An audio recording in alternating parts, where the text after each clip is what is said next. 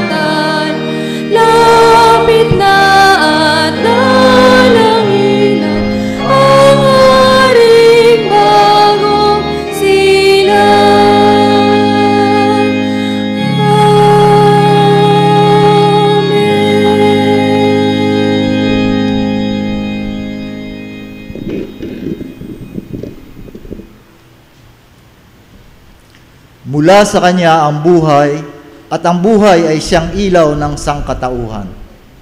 Itong bayang nag-apuhap sa kadiliman, sa wakas ay nakakita ng maningning niyang ilaw. Liwanag na taglay nito'y siya ngayong tumatanglaw sa lahat ng nalugami sa ililim ng kamatayan.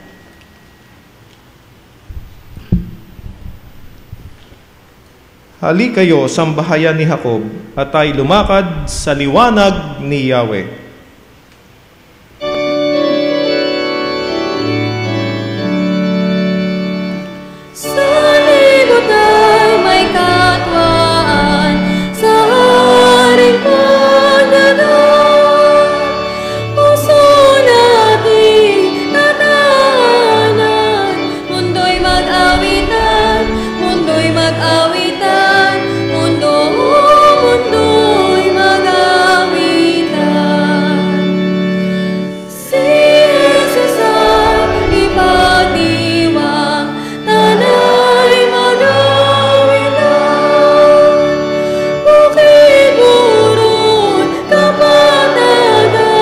Galakang isaysay, galakang isaysay.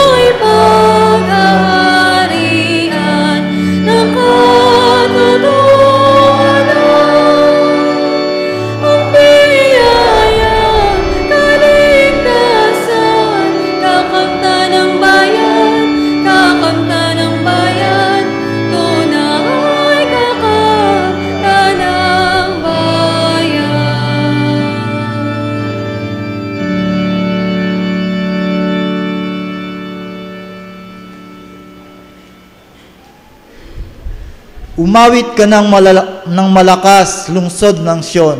Sumigaw ka, Israel. Magalak ka ng lubusan, lungsod ng Israel. Ang mga nagpaparusa sa iyo ay inalis na ni Yahweh, at itinapon niya ang iyong mga kaaway. Nasa kalagitnaan mo ang hari ng Israel, si Yahweh. Wala nang kasawi ang dapat pang katakutan. Sa araw na yaon ay sasabihin sa Jerusalem, huwag kang matakot, Sion, huwag manghina ang iyong loob. Nasa piling mo si Yahweh na iyong Diyos, parang bayaning nagtagumpay. Makikigalak siya sa iyong katuwaan. Babaguhin ka ng kaniyang pag-ibig, at siya'y masayang aawit sa laki ng kagalakan, gaya ng nagdiriwang sa pista. Sabay-sabay po tayong manalangin. Ang buhay, kung amin pong ilalarawan, O Diyos, ay tunay na lihis sa iyong kalooban. Hindi po namin alam kung kami ay magagalak na gaya ng ibinabadya ng panahon, sapagkat ang buhay sa daigdig na ito ay di naglalarawan ng kagalakan. Datapwat ang iyong pagkakatawang tao ay naganap sa isang bayan na may kapareho ring pangyayari. Ngunit di napigilan na magdiwang ang mga pastol sa parang, sapagkat ang iyong pagsilang ay nagdudulot ng malaking kagalakan, lalo na sa mga taong naghahanap ng buhay na makahulugan. Kaya't sa kabila ng mga pangyayaring nagaganap sa aming bayan, ay nagdiriwang kami, hindi sa dahilang natutuwa kami sa aming kalagayan, kundi dahil may pag-asa ng bagong buhay, ang ibinabadya ng alaala ng iyong pagsilang. O purihin ka, O Diyos ng aming mga magulang. Maghari ka nawa sa buong sangkatauhan. Amen.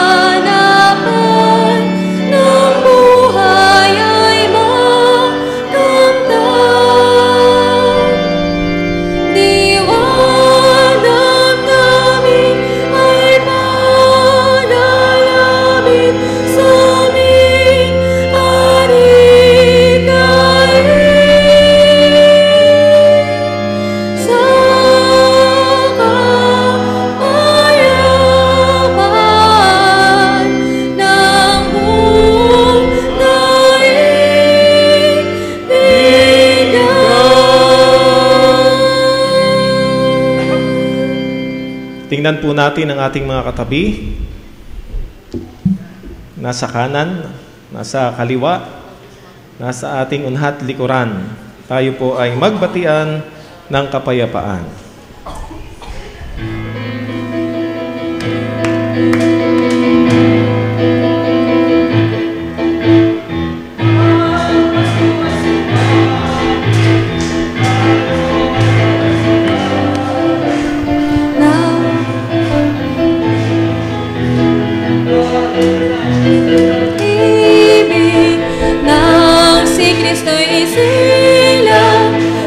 Tatlong hari ng sidahan.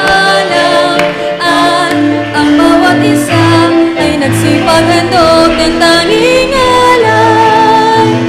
Bagong taon ay magbagong buhay, nang lumigaya ang ating bayan. Tayo'y magsikap upang makamtan natin ang kasaganahan. Tayo'y mangansiawin habang ang mundo'y tahimik. Ang araw ay sumapit ng sanggol na dulot ng langit. Tayo'y magmahalan at isundin ang gintong aral at magbuhat ngayon kahit hindi Pasko ay mabigayan. Ang taon na'y magbagong buhay, nang lumigaya ang ating bayan. Tayo'y magsikap upang makamtan natin ang kasaganahan. Tayo'y magmahalan ang araw ay ng sanggol na dulot ng langit. Tayo'y magmahal at isundin ang gintong aral at magbuhat ngayon kahit hindi Pasko ay mabigaya. At magbuhat ngayon kahit hindi Pasko ay mabigaya. God is good all the time. Ngayon po ang ika-4 na gabi ng atin nga pong gabi-gabing pananambahan sa panahong pong ito ng pagdatal para po sa nalalapit na Kapaskuhan o kapanganakan ng ating Panginoong Jesucristo ang Mesiyas, ang Prinsipe ng Kapayapaan. Muli po, binabati natin ang lahat ng ating mga kapatid na nasa loob ng santuaryong ito, maging ang ating mga kapatid na kasama sa pananambahan sa anumang dako sila naroroon sa pamagitan po ng ating live worship broadcast through Ustream sa internet. Atin pong nais patuloy bahagi ang atin nga pong pagpapasalamat sa Diyos sapagkat tayo muli magkakasama. Atin pong palakpakan ang Panginoon sa ating nga pong pananambahan sa mga naka-4 ng gabi. Ano po? At sa patuloy po na mga kapatid na kasama natin sa ating pong pananambahan ngayon, ating nga pong binabati ang lahat ng ating mga kapatid nagdiriwang po ng kanilang masasayang okasyon sa kanilang sa kanilang buhay, at ang mga kapatid na nagdiriwang po ng anibersaryo ng kasal at maging ng kanilang kaarawan, binabati po natin ang mga kapatid na nagdiriwang ng kanilang kaarawan ngayong pong 19 ng Disyembre, ang mga kapatid na Eden Aldovino at Angelica Islabra. Awitin po natin ang maligayang bati.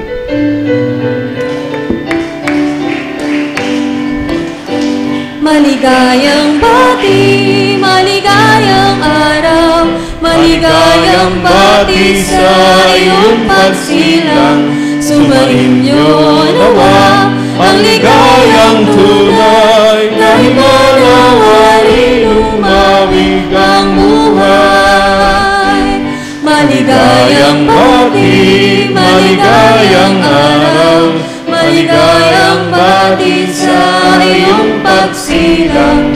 Sumainyo nawa ang ligayang tunay, kahit manawari lumawig ang buhay. Kahit manawari lumawig ang buhay. Opo, ang ating mga kapatid na mga kalalakihan mula po sa United Churchmen, ang ating tigapanguna at ang ating pong tigapagmensahe ay ang Pangulo ng United Churchmen dito po sa ating minamahal na sambahay, ang McGill Memorial Church. At bukas nga po ay ang bumubuo po naman ng McGill Elderly Group Association. At sa ika-21 ito po ay araw ng Biyernes, tayo po ay mayroong Congregational Christmas Fellowship.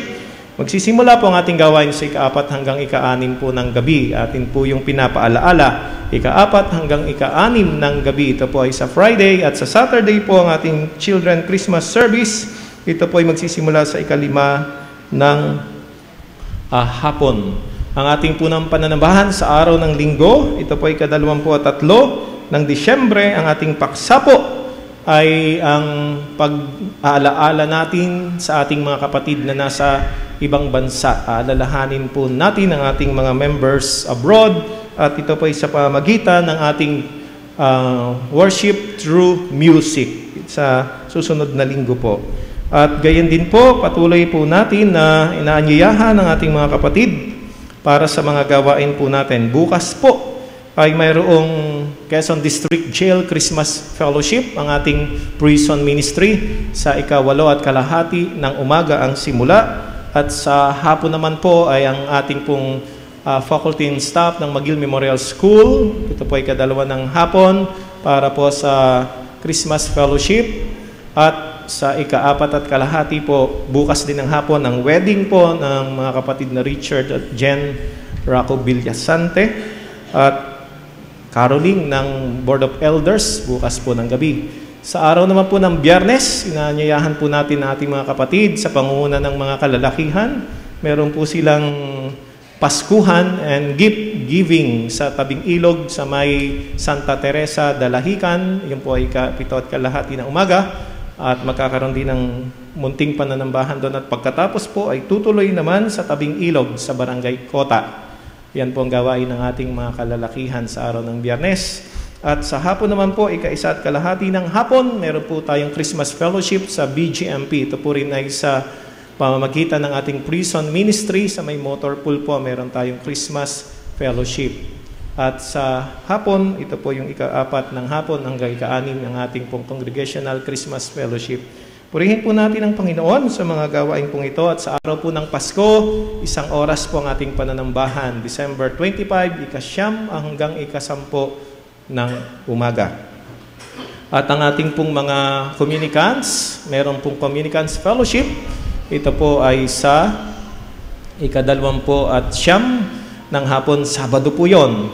2 ng hapon, Saturday, December 29. At atin din pong ngayon pa lamang inaanyayahan ng mga kapatid na CYF upang dumalo sa Christmas Fellowship. Ito po ay Annual Christmas Fellowship. Nagaganapin po sa UCCP Rosario, Batangas, December 27 hanggang sa 3 po ng Disyembre. At sa 28 ng Disyembre po ang 50th wedding anniversary ng ating mga kapatid na Tatay Onofre at Ampi Adversario na tiga Barangay Bara. Dito po gaganapin ang wedding anniversary at ito po ay sa December 28, 9 ng umaga. Ang mga ito po ang ating mga gawain at patuloy po natin na ipanalangin. Tayo po ay magsabi ng Amen.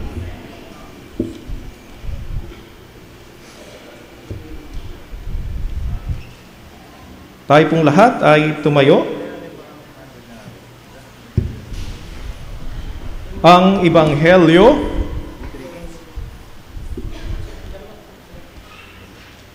pakinggan po natin ang Ebanghelyo ayon sa sulat ni San Mateo, Kabanata 1, 18 hanggang 21. Ang pagkapanganak kay Hesukristo. Ganito ang pagkapanganak kay Hesukristo. Si Maria na kanyang ina at si Jose ay nakatakda ng pakasal. Ngunit bago sila nakasal, si Maria ay natagpuang nagdadalang tao. Ito ay sa pamamagitan ng Espiritu Santo, isang taong matuwid itong si Jose na kanyang magiging asawa. Ngunit ayaw niyang mapahiya si Maria, kaya't ipinasiya niyang hiwalayan ito ng lihim. Samantalang iniisip ni Jose ito, napakita sa kanya sa panaginip ang isang anghel ng Panginoon. Sabi nito sa kanya, Jose, anak ni David, huwag kang matakot na tuluyang pakasalan si Maria, sapagkat siya'y naglihi sa pamagitan ng Espiritu Santo. Manganganak siya ng isang lalaki, ito'y pangangalan mong Jesus, sapagkat siya magliligtas sa kanyang bayan sa kanilang mga kasalanan. Tinanggap po natin ang masaganang pagpapala ng Panginoon sa pagkabasa at pagkarinig ng Ebanghelyo. Tayo po'y magsabi, salamat sa Diyos. Amen. Ang ama'y papurihan.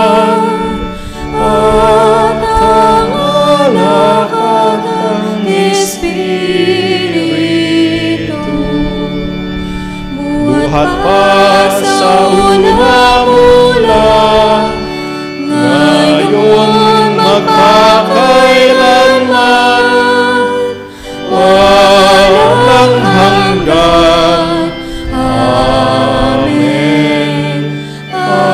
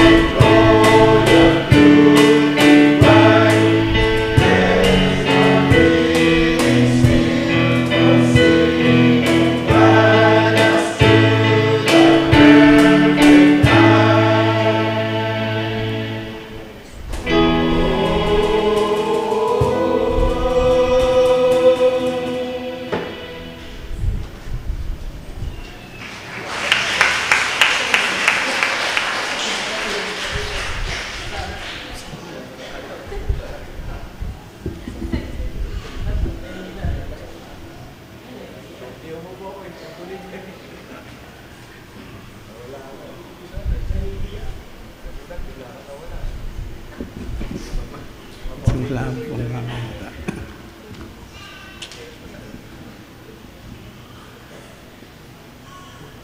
Magandang gabi po sa inyong lahat. Talagang malapit na po ang Pasko.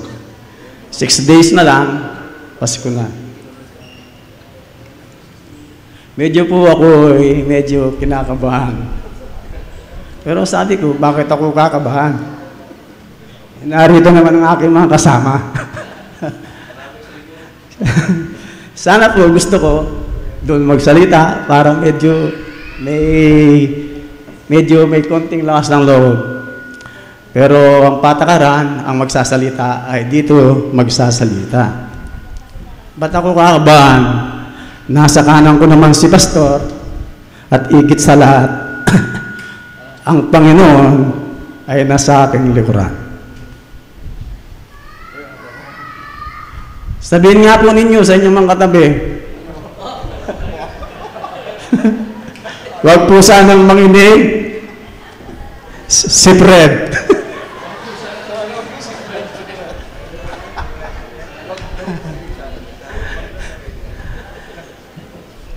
Narinig ko po yung isang kwento sa isang marunong magsalita.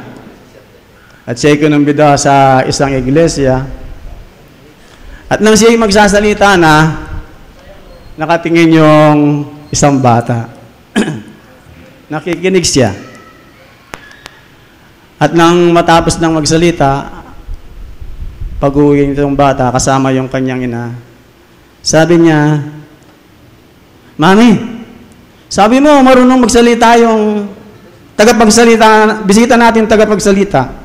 Aba, hindi mo ba narinig? Sabi niya.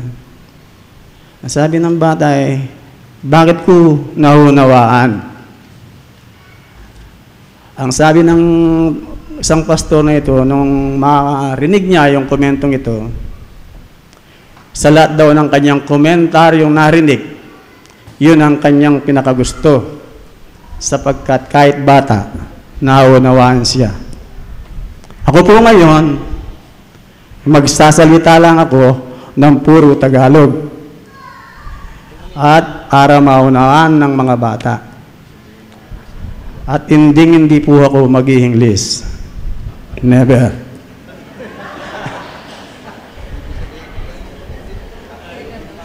Tayo po yung manalangin.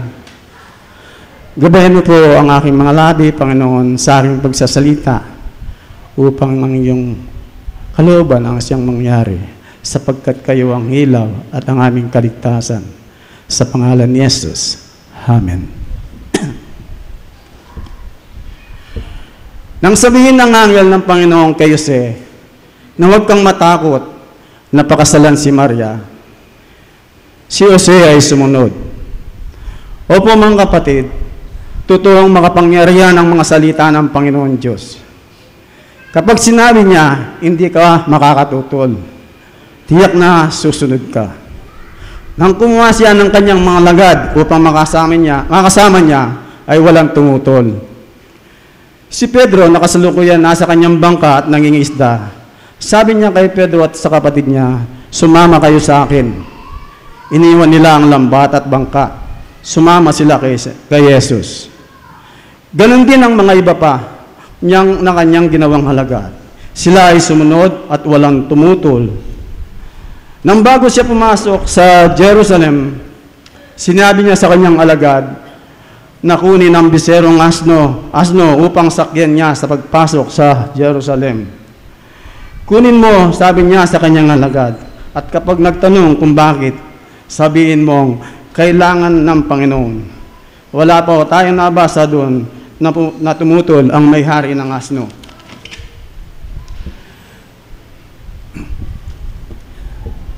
Na ang 5 tinapay at ang 2 isda na galing sa bata na pinakuha niya sa kanyang alagad, hindi rin tumutol ang bata. Kinuha ni Jesus ang tinapay at matapos magpasalamat sa Diyos ay pinamahagi sa mga tao.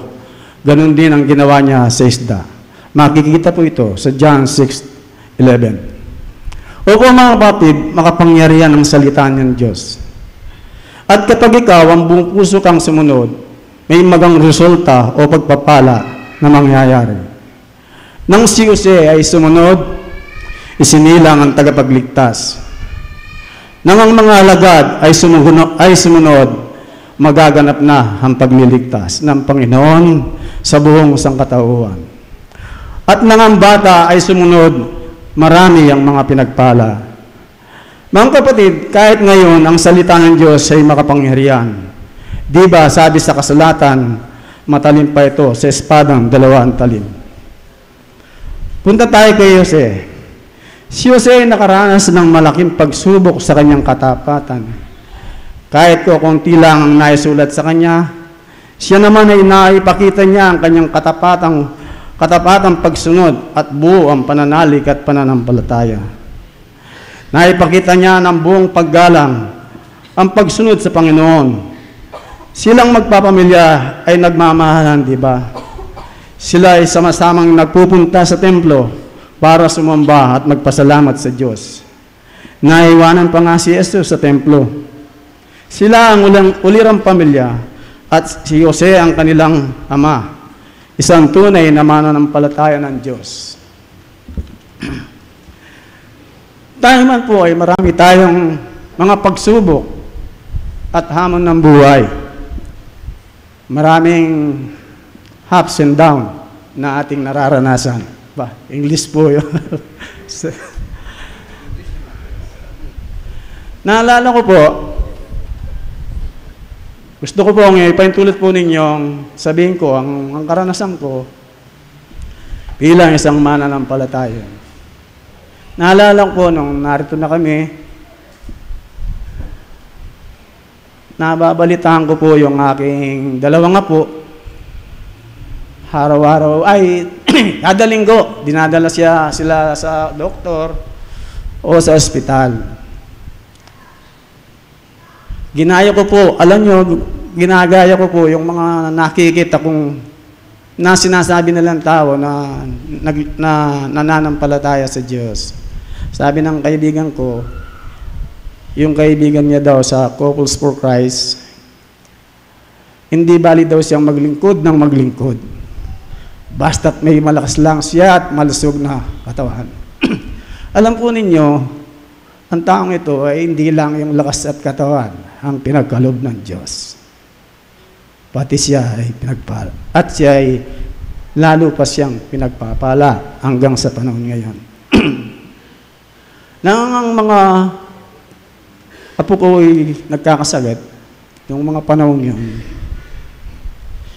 nung ako po pag wala si Mrs., ako po naglilinis dito eh. Ako po habang naglilinis, ako tumigil muna. At ako tumayo dito, nanalangin ako. Sabi ko, di bali maglinis na ako nang maglinis ka. Sana gumaling ang aking mga... Ako po medyo, kahit nakikita ninyo ako mapagmalaki, medyo napapahiyak din ako. Nang sabihin ko sa kanya, di balik ako, akong gumawa dito. Basta't bigyan mo lang sila ng malakas at malusog na pangangatawan, sabi ko. Lahat kami, sabi ko. Yun siguro ay dinig ng Panginoon Diyos. Ngayon, nariyan ang aking mga apo. Pag minsan, kasama ko silang nasimba. Isa pa, ginaya ko rin po ang panalangin ng isang presidente ng Amerika na narinig ko kay Pastor Proceso Marcelo. Ito daw presidente ito, hindi ko lang po alam kung si Abraham Lincoln o si George Washington. Pag malala na daw po, pag ano daw po ang kanyang problema, pumupunta daw po siya sa kanyang kwarto, may dala siyang 2 bangko. Yung isa, nilalagay niya sa ganito sa kanyang harapan at siya iuupo at siya nakikipag-usap sa ating Panginoon. Nang ang aking anak na panganay ay ma-operan siya sa bato sa abdo. At nang siya dalhin na sa ospital, sabi ko sa kanya, ako ba hindi nasasama para kay alalayan? Sabi sa akin, wag na. At ako po'y pumasok na sa akin trabaho sa engineering office ng City Hall. At hindi naman po ako mapalagay. Sabi ko, ako'y pumunta dun sa puno ng sampalok, ako'y nagpe-pray dun. Hindi rin ako mapakali. Ang ginawa ko, ako'y umuwi. Kumuha rin ako ng dalawang bangko.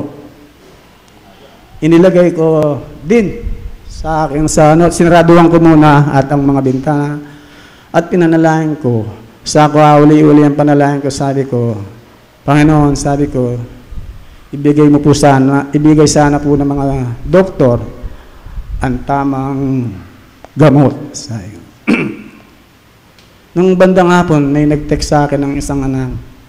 Tatay, sabi niya, good news. Si ate, sabi niya, hindi na na-opera. At nang puntahan ko po sa hospital, si po pala itinurukan na siya ng pangini. At nang siya i-operahan, basahan po yung ano ba yung sound doon, yung x-ray, yung pong x-ray. Wala pong nakita yung mga doktor. Nag-second option po sila, ibinalik uli, in-x-ray uli. At nung makita ay talagang wala. Pero naturukan na po siya ng pangini. Salamat sa Panginoon, hindi natuloy ang kanyang operation. Kaya nga mga kapatid, kung tunay tayong mananampalataya, naway makita sa atin ang halimbawa ng isang Kristiyano. Alam po nating lahat tayo may kahinaan. Alam nating lahat walang perpekto. Kaya po sana bago tayo pumuna o magsalita, sisiyatin natin ang ating mga sarili. Sa ating paglilingkod, dapat kasama natin una ang ating ipagpamilya. Ipinangangaral natin ang salita ng Diyos sa iba, pero hindi naman natin nakakasama ang ating mga anak o asawa. Pagminsan nga, kapag wala ang isang kapatid, ay pinag-uusapan at nagsasabi ng hindi maganda. Sa mga pagtuturo sa banal na kasulatan, ang salita ng Diyos, ipadama natin ito, hindi lang sa salita, kundi sa ating mga gawa. Huwag tayo magsiraan, kundi magmahalan at magtulungan. Gusto ko pong sabihin muli ito. Ito po ay sinabi ko na nung ako'y maging preacher din sa prayer meeting. Yung istorya po ni Hammy Carmichael. Hammy Carmichael. Alam po ba niyo, nang mabasa ko ang istorya ni Hammy Carmichael, nang sila'y pumunta sa India, nag-mission, sila doon, sinabi niya sa kanyang mga kasama, let us honor the husband of one, sabi niya. Unang policy. Ang ibig niyong sabihin, huwag pag-istorya ng wala o gawin pulutan kapag wala ang isa. Sabi naman ni Sol Aragones, huwag ka nang magkomentaryo kapag masama din lamang. Tahimik na lang. Sa kanila daw anay, marami daw din ang batikosan. Kaya pag siya tinatanong kung ano ang kanyang masasabi sa taong pinag-uusapan, hindi siya nagkokomentaryo.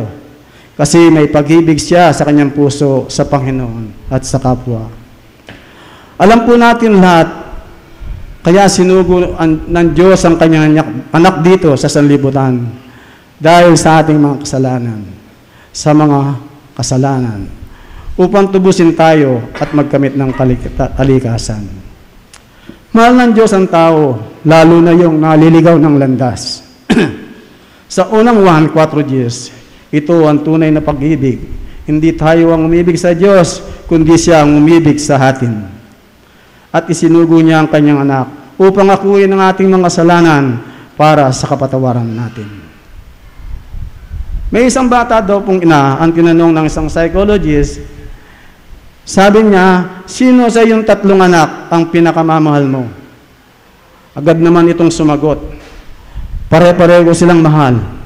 Nagdududang sinabi ng psychologist, imposible yung tratuin ng isang tao ang tatlong tao ng pare-pareho. Natamaan ang ina sa ganitong pagsalungat sa kanya at napaiyak siya. Nang pwede na siyang magsalita, sabi niya, totoo, sabi niya, di pare-pareho ang pagtangi.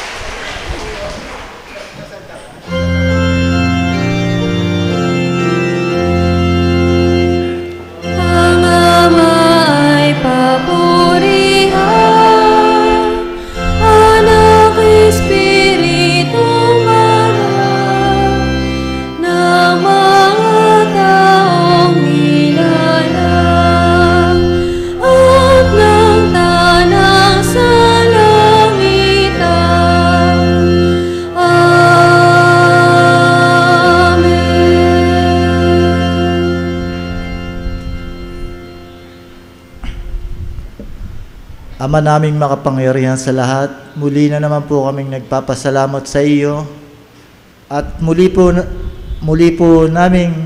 kaming naghahandog sa iyo ng aming mga kaloob mula po sa mga biyayang walang sawa mong ipinagkakaloob sa amin. Sana po ay magamit namin ito sa pagpapalaganap ng iyong kaharian dito sa lupa sa pangalan ng iyong bugtong na anak na si Jesus. Amen.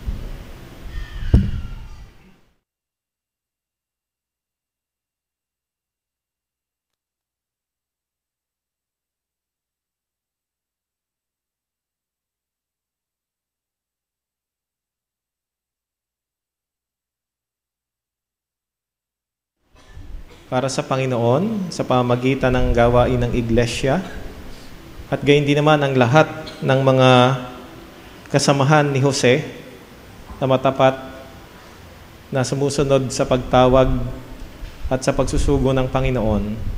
Inaanyayahan ko po ang lahat ng mga kalalakihan na dumako dito sa altar sa panahon po ng panalangin ng pagtatalaga. Amen.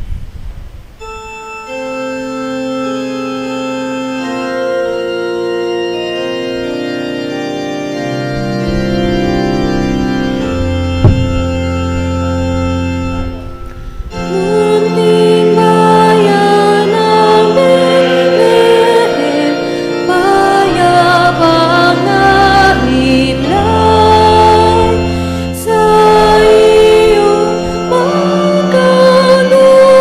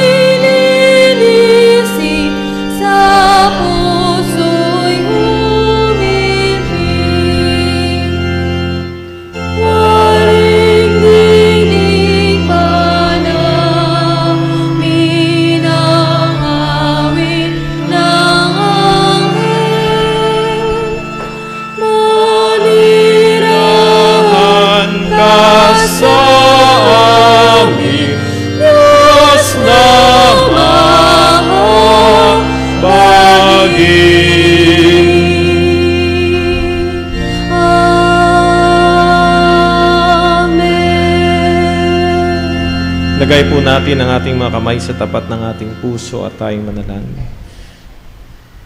Panginoon, patuloy kayong nagpapakahayag. Patuloy niyong pinapahayag ang inyong dakilang pag-ibig at ang inyong dakilang plano at kalooban sa sanglibutan. Salamat po sapagkat katulad ni Jose, mayroon pong matapat na tumatalima sa inyong pagtawag. Panginoon, naririto nga po ang inyong mga anak kasabay ng buong sangkakristyanuhan na ngayon ay sama-sama sa paghahanda at pagdiriwang sa nalalapit po ninyong kaarawan. Katulad po ni Jose na inyong itinalaga bilang asawa ni Maria at bilang padre de pamilya ng kanilang tahanan, ng kanilang sambahayan. Siya, aming Panginoon, ay naging isang mabuti po ninyong alagad at lingkod upang kalingain ang pangangailangan ng kanyang sambahayan at gayon din naman akayin si Jesus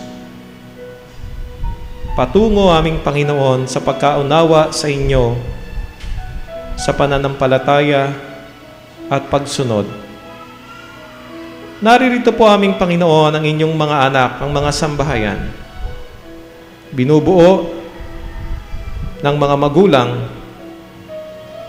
Naririto po, aming Panginoon, ang aming mga minamahal na mga kalalakihan bilang mga ama na katulad ni Jose, nag-aalay ng kanilang panahon.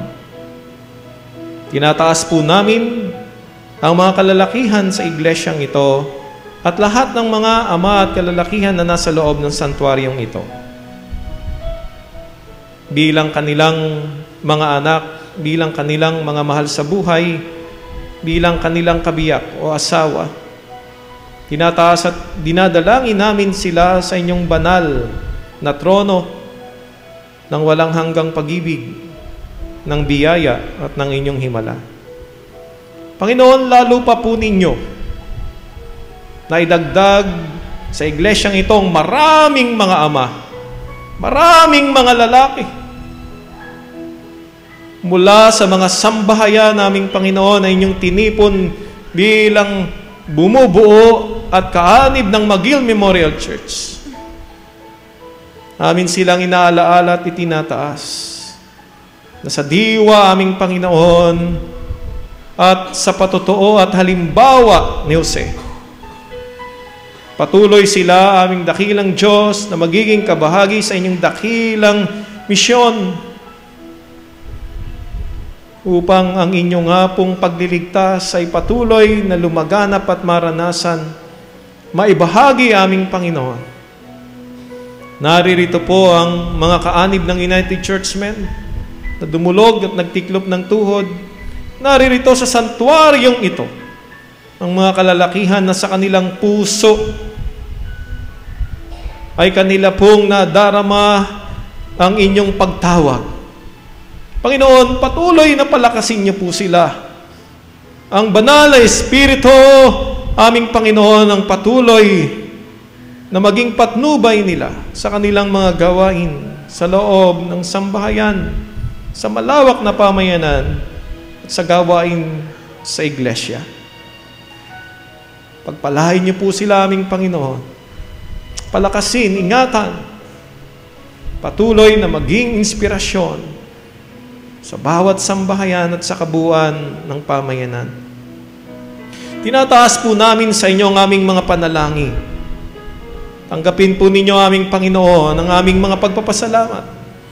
Haangkinin namin ang inyong mga katugunan sa aming buhay, sa aming tahanan, sa iglesyang ito at sa malawak na pamayanan.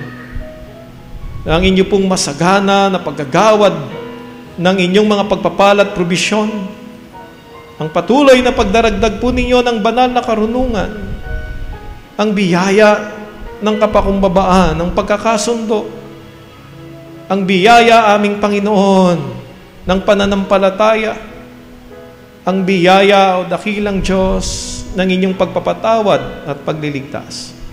Pagpalain niyo ang lahat ng mga sanggol at mga bata.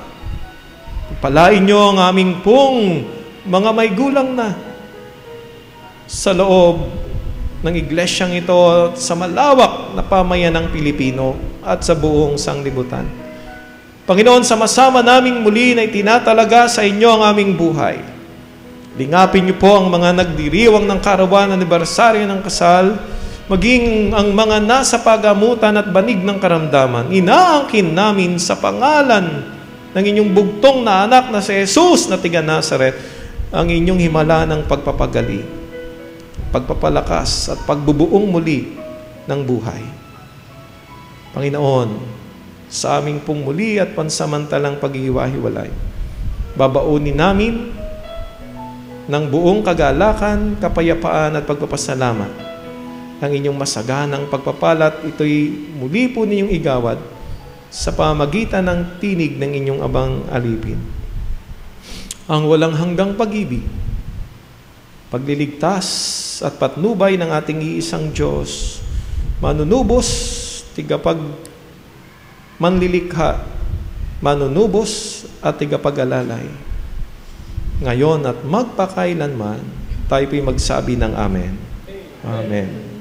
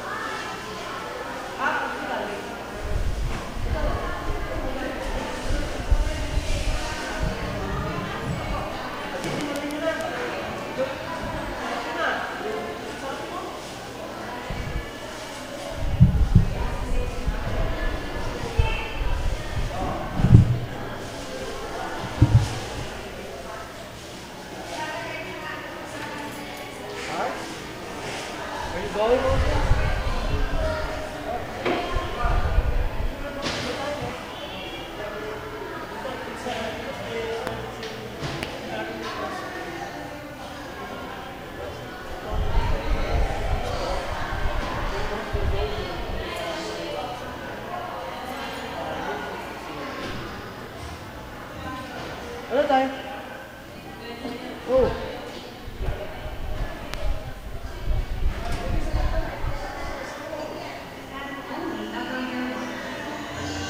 It's the season. Perfect family visit. Even if most of us just ran in there. 'Tis the season for that perfect time that Adam only ever wear once. 'Tis the season for the perfect family portrait, even if most of us just grin and bear it. 'Tis the season to gather together for dinner, hoping we don't choke on another bitter pill. 'Tis the season for spending time with one another, although we'll probably spend more on gifts. This time of year is synonymous with family, You could be thinking about them, thinking you're just like them, thinking you don't know them, maybe even looking for a way to get away from them. But no matter how you feel about them, we try to show our love, or in some cases, a little tolerance. the question is, what will you do when Christmas is past and you're about to escape for another year? Your options are clear. You can just get by, or learn what it looks like to love your family, no matter the time of year. After all, 'Tis the season.